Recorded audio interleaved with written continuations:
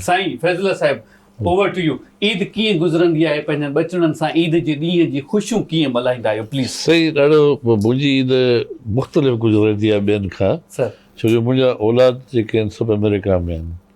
सो पहिरीं त सुबुह जो निमाज़ खां पोइ व्हाट्सएप ते टई मुंहिंजा हिकिड़ी न्याणी ॿ पुट ऐं मुंहिंजी ॿ नूंहं पोटा पोटियूं सभु मूंसां ईदूं जे बारे में ॻाल्हाईंदियूं आहिनि, पंहिंजा कपिड़ा ॾेखारींदियूं आहिनि माशाल्लाह। ऐं पोइ उन खां पोइ असां ईद निमाज़ खां पोइ पंहिंजे घर में अॼुकल्ह मिठी ईद त खीर सयूं ऐं इहे सभु ठाराईंदा आहियूं।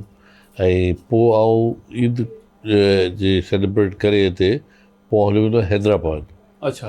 हैदराबाद में असांजो आबाणो कब्रिस्तान आहे, हुते वञी दुआऊं पढ़ी ऐं मुंहिंजा भाइटियूं ऐं भाइटी हुते रहनि था, उन्हनि सां ईद सेलिब्रेट कंदो आहियां। ऐं हिन दफ़े अगरि 21 तारीख़ ईद आहे जेको चवनि था, उन ॾींहुं मुंहिंजी सालगिरह बि आहे। अरे वाह, एडवांस में अवांखे happy birthday to you. Thank you sir, thank you. Shaleen, बल्कि साईं हिकिड़ो मिंट अगरि तव्हां चओ त असां थोरो ॻाए इन्हनि खे। बिल्कुलु, छो न, बिल्कुलु। असां इन्हनि खे अदा हाशिम भाई हिते थियणु घुरिजे। Happy birthday to you Faizla Abbasi साहिब जी। हा। Happy birthday to you. Happy birthday to you. Happy birthday, happy birthday. Happy birthday to you.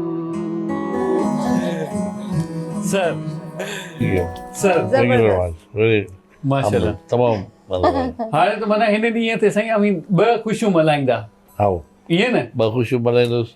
ॿियो तव्हांखे ॿुधाईंदो वञा त आउं गिटार बि वॼाईंदो आहियां। अरे माशाल्लाह। इंशाल्लाह हिन सालगिरह ते मूं वटि कीबोर्ड बि आहे, वार्क जो ऐं गिटार बि आहे। वर्सेटाइल है साईं जी। हैदराबाद खणी वेंदुसि, हुते पंहिंजे बर्थडे ते गिटार वॼाईंदुसि।